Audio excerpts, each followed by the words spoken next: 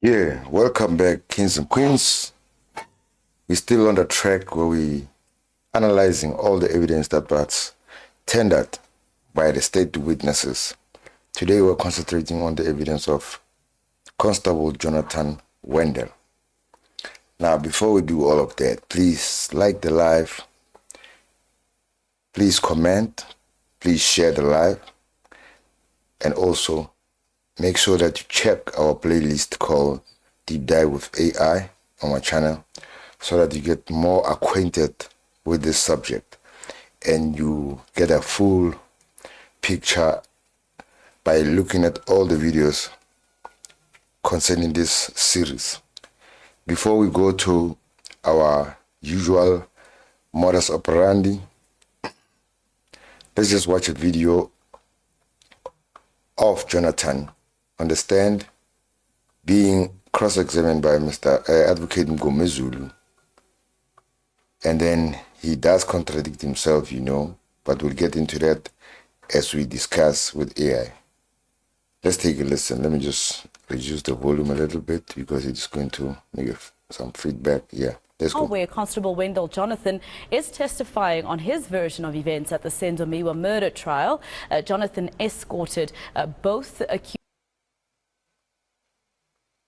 number 1, Muzis Bia, and number 2, Bongani Ntanzi, when their confessions were made. He has also been accused of allegedly being one of the policemen who assaulted and tortured them into making those statements.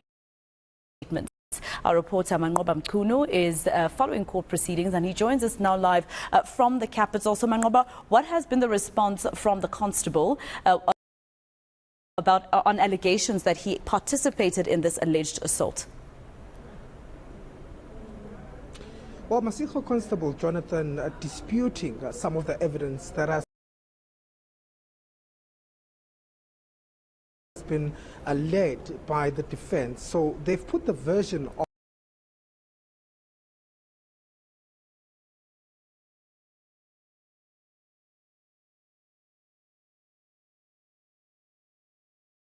accused number 1 and 2 to him, according to what had happened when they had made those confessions before police. So we started with accused number 2, Bongani Ntanzi, who maintains that he was assaulted, he was suffocated and also electrocuted, and he says this all happened in the presence of Constable Jonathan, who was also part of the policemen that had conducted this particular torture on the accused. He says that he was taken to 2 areas. You recall that Bongani Ntanzi had made 2 of those confessions. The first one was on the 19th of June in 2020, and that was before a police officer who also took the stand last week, Colonel Solomon Rapadu.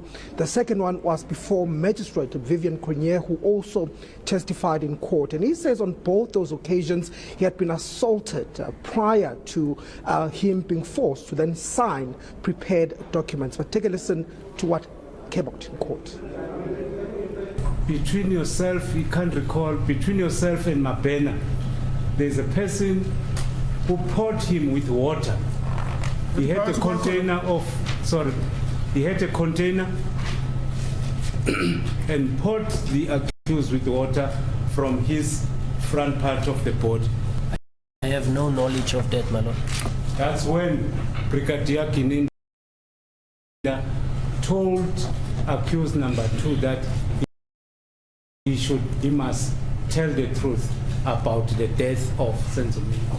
I have no knowledge of that, my lord. And during the course of that, a plastic bag was also put on his face, or on covering his head and his face, where this chopping continued. My lord, the first time I met the suspect was at Moroka SAPS, my lord. There was a device that was used to electrocute the accused person. He was electrocuted from his stomach. You Mr. Mabena and Buthelezi were exchanging during the use of this device? I have no knowledge of that, my lord. So that was his explanation of the allegations made by accused number 2, Bongani Ntanzi. Another accused made the same allegations, accused number 1, Muzisbia. What did he say about that? So recall, Masiko, that Constable Jonathan was involved in escorting both accused, that's accused number 1 and 2, into making those statements. So he was involved as far as accused number 2, both his confessions. He was actually part of the police or Metro Police officers from the Ekurhuleni Metro Police Department that had escorted accused number 2. So his involvement as far as accused number 1 is when he was then escorting accused number 1 to a point out that had taken place just 5 days after his arrest. That was on the 5th of June in 2020, and he claims that he too was assaulted severely by police into making that particular pointing out statement. He says the assault started just after he had been arrested, and this is when then it had continued. They took him to a place in Vosloorus next to a municipal building where more of that torture had happened. Take a listen.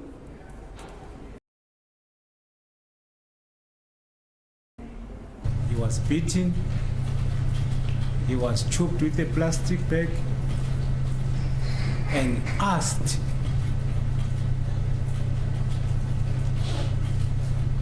to tell the truth about the death of Senzumi. My instruction is that he was told, he was asked as to who was with at the time Senzo was killed. He denied that. He said no, he has no knowledge. Even now, he denied his involvement in the death of Senzo.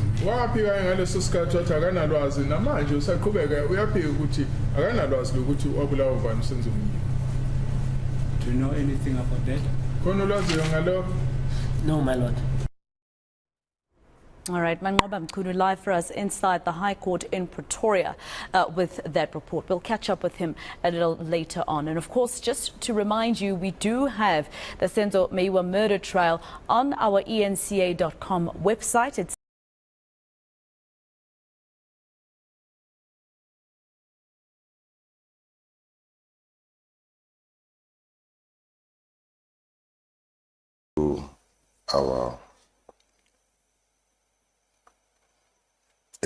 let's go back to our normal programming where we talk about this officer, Mr. Jonathan Wendell, and we look into what happened during his cross-examination, right, and during his evidence. Let's just go straight up to the executive summary. The executive summary reads thus. Constable Wendell Jonathan, an officer with the Ekurhuleni Metropolitan Police Department, EMPD, served as a state witness in the Senzo Meyiwa murder trial. His testimony primarily concerned the trial within a trial, a legal proceeding held to determine if confessions, statements made by the accused were voluntary or coerced. The defense accused Jonathan of being a key participant in the terror campaign of assault and torture used to force accused number 1, Muzisbia, and accused number 2, Bongani Ntanzi, into confessing. While Jonathan vehemently denied these claims under oath, the defense highlights several contradictions between his testimony and the timeline of events presented by the accused. Court testimony and claims. His role in the transport. Jonathan testified that his role was strictly limited to transporting Bongani Ntanzi on 2 specific dates, June 19, 2020 to Morocco Police Station and June 24, 2020 to Boksburg Magistrates Court. Denial of assault. He stated under oath that he never witnessed or participated in any assault, tubing, which you call suffocation, or electrocution of the suspect. Observation of injuries. Jonathan claimed that he saw no visible injuries on Ntanzi during their interactions, directly contradicting the accused's claims of bleeding and bruising. Contradiction. But this is unbelievable because we know cops cover for each other. And looking at the fact that this guy who was testifying lately, Kwabin, it is said that he has a very visible scar on his hand, which clearly shows that handcuffs were sitting there. So this story about with Jonathan is claiming that no, he could not see the injuries, blah blah. I don't buy it. Let's just continue, guys, with reading. The clean transport versus the bleeding suspect. Right. In fact, I skipped this one. Contradictions and alleged fabrication. The defense legal team, led by advocate Tulani Mgomezu, exposed several inconsistencies that were they characterized as lies during cross-examination. The clean transport versus the bleeding suspect. Jonathan testified that Ntanzi was in good health, with no injuries when dropped off for his confession. Contradiction. The defense argued that Ntanzi had been severely beaten and was bleeding from the nose at the time Jonathan transported him, implying Jonathan was lying to cover up police brutality. Presence at torture site. At torture site, Jonathan denied having ever been present at the garage or a dumping site where the alleged torture occurred. Now, is a problem here because Mogane himself said that he called Jonathan to come and escort him. He called Jonathan also to call a mechanic that he knows, a bush mechanic that he knows, to come and illegally work on state cars when he doesn't have a contract with them. Unbelievable. Contradiction. Ntanzi identified Jonathan. I just mentioned another contradiction there. Ntanzi identified Jonathan as one of the officers present during a brutal interrogation at the dumping site where he was allegedly electrocuted and poured with cold water. The defense argued Jonathan featured prominently in these torture sessions. The tubing allegation. Jonathan claimed total ignorance regarding the use of plastic bags for suffocation. When we know that this method is this method was like their favorite method at Ekurhuleni. You know, at the Madlanga Commission, a case appeared where this now witness has now been unalived based on his evidence that he given there, implicating the chief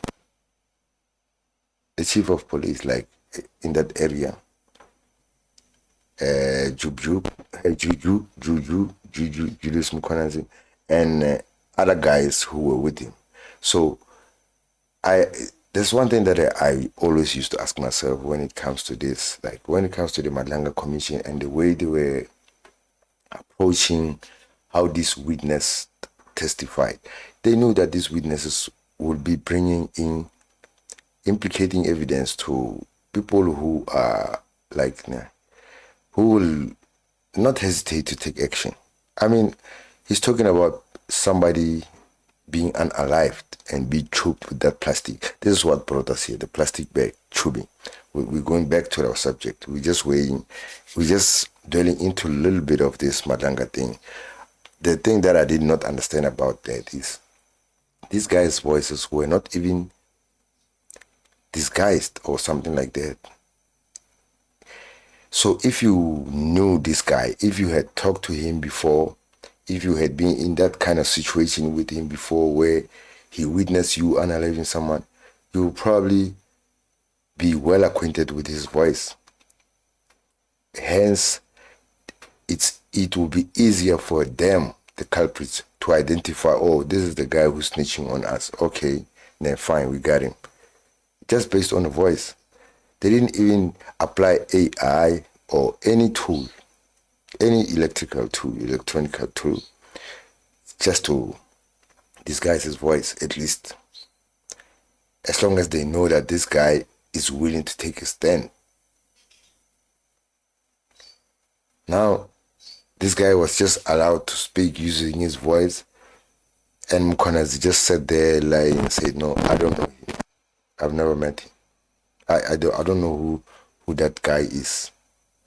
And they're sitting there, the commissioner saying, if you know, tell him Mkonazi this, if you know the identity of the witness, please don't mention what kind of position is that. They should have made sure that this guy doesn't know who is, like now they are not even certain if he knows who's the snitch. It's like they never dealt with these kind of witnesses who would be put in danger if they testify on the culprit. They just let him testify. They're using his original voice. I didn't understand that. Anyway, guys, let's back to our subject. I read way too much into this topic of the Madlanga Queen, but it just boggles my mind how they did that. It's like they never came across that kind of situations in their career before, where a state witness who's coming with implicating information must just be protected just until the suspects are, in jail or something. But no, it wasn't done like that. Anyway, let's continue. Key disputed incidents. June 19, 2020, the day Ntanzi was taken to Moroka police station. Jonathan claims it was a routine transport. The defense claimed it was the culmination of the torture session where Brigadier Bongani Kininda forced Ntanzi to sign a prepared statement. The dumping site, a location where Ntanzi claims Kininda told him to tell the truth while being assaulted. Jonathan denied all knowledge of this location or the event despite the accused placing him there. Now, we went on and say, please, highlight the contradiction between Jonathan and Mogane, especially on who was driving the Fortuna on that day, plus analyze the contradictions made when cross-examined on the Albertine Garage incident. If Jonathan was involved here, plus find any pictures. I know this one, let's just leave it out. I'll do it for my members. I'm not gonna show any pictures anymore here of these guys. They will be on the members channel, on the members videos, which will be, I'll start releasing starting tonight. Anyway, let's continue. The answer that came from that question was analysis of contradictions.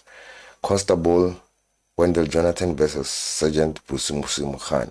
The testimony of Constable Wendell Jonathan, EMPD SWAT, and Sergeant Busimusi Mogane, investigating officer, contains critical contradictions, particularly regarding the transport of accused to Bongani Ntanzi and alleged torture at an Albertine Garage.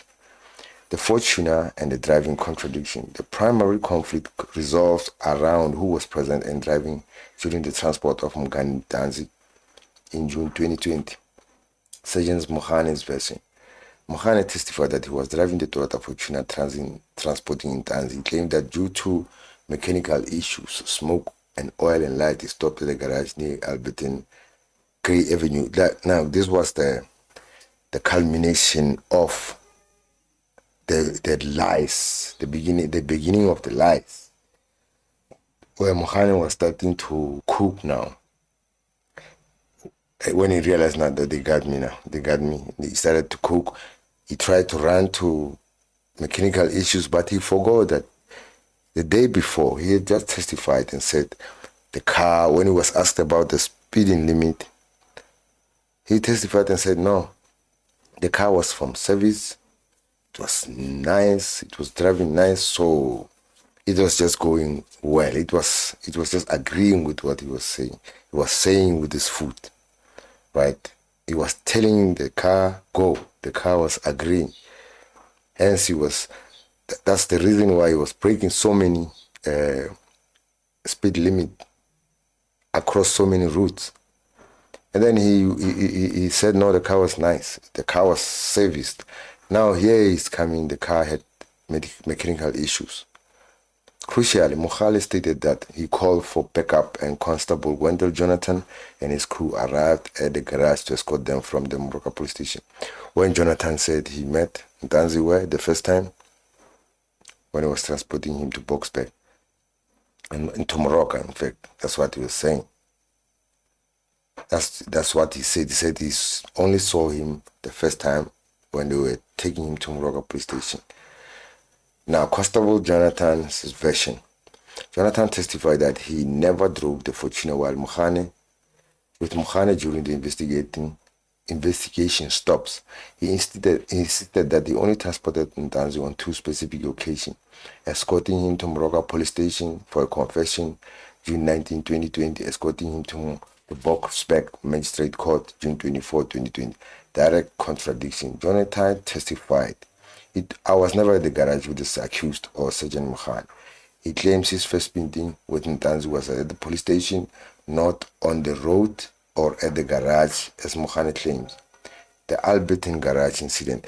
Now, we know that Mogane said this guy was called at Alberton, Jonathan. So we just want to see now what's the problem. We'll get to that with the state's case when things are like this. The Alberton garage incident. This incident is the focal point of the defense claim that Ntanzi was tortured and choked and suffocated to force the confession. And underline this through all of this. The cops were cagey with their whereabouts around that area before the AVL came. You have to understand that. And Ntanzi was just consistent with the story, saying we went to a certain garage house and then we circled around and then blah blah blah. Now Mogane changed stories. He first claimed that this is another thing that he introduced, they were busy with some other investigations. And then when he realized that the AVL was mentioning that they were not really moving all over Boxback, they was just around one area, one concentrated area, he then decided to say now, Jonathan called the brakes, the oil light, smoke, he was smelling smoke and all that. He mentioned a whole lot of things. Then they started to bleed the brakes, the brakes was, the car was stiff.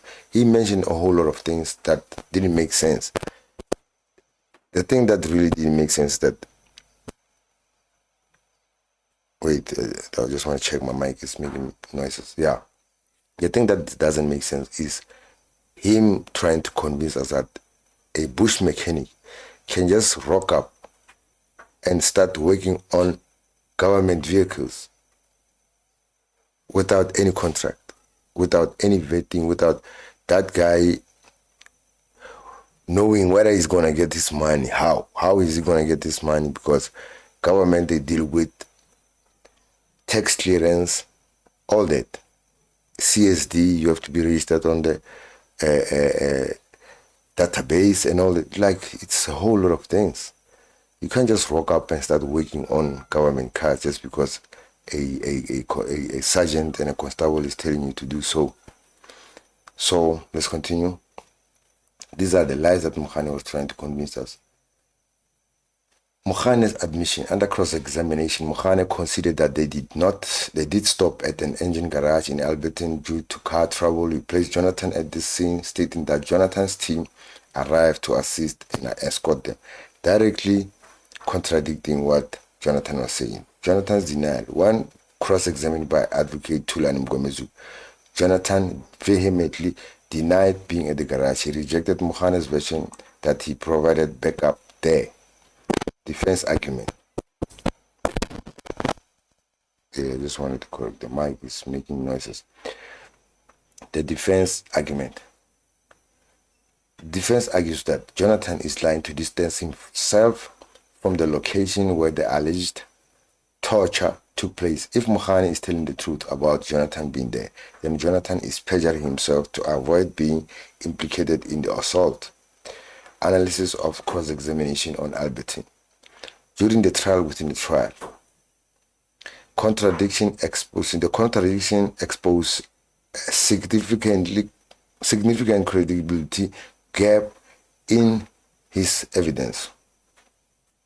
In fact, even in the state's case, the backup discrepancy. Mogane stated that he could not proceed safely without backup, hence Jonathan's arrival. This is another reason that he was bringing up. Jonathan's denial implies that either Mogane is lying about the backup and perhaps who was really there during the alleged torture, or Jonathan is lying about his absence. The route. The defense used the vehicle tracking data, AVL, to show stopped consistent with Ntanzi's story of torture. This is what I said.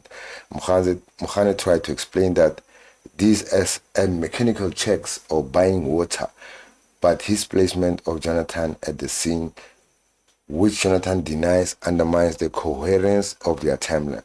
Now, Mogane was just throwing shit to see if it sticks. Water, investigation, car problems, everything, anything that can just hold. Visual evidence of Constable Wendell Jonathan. Below are the links. Yeah, no, it's fine.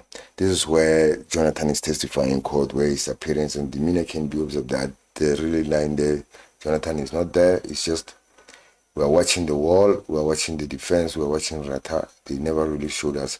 They did us dirty on this one because I don't understand why we are not being shown these people. We are being shown people with much more important status than them. Understand? But Jacob Zuma have appeared there, he was a president, and we saw them. So I don't know what's important with these guys that we are not able to see them. Anyway, guys, please like the live. Please hit that notification bell after you subscribe so that when we drop content like this, you get notified. Also, we'll be continuing with our members only content, which I'll be doing after this, where I'll just be discussing the identity kits. That will be just for the members. The problems with the identity kits and how many versions were constructed, who constructed the identity kits and all that. That will be just for the members. I don't think it will ever be public, that one. Anyway, guys, peace. We out. Please like and subscribe. And like, comment, share. Let's interact. We are out. Peace.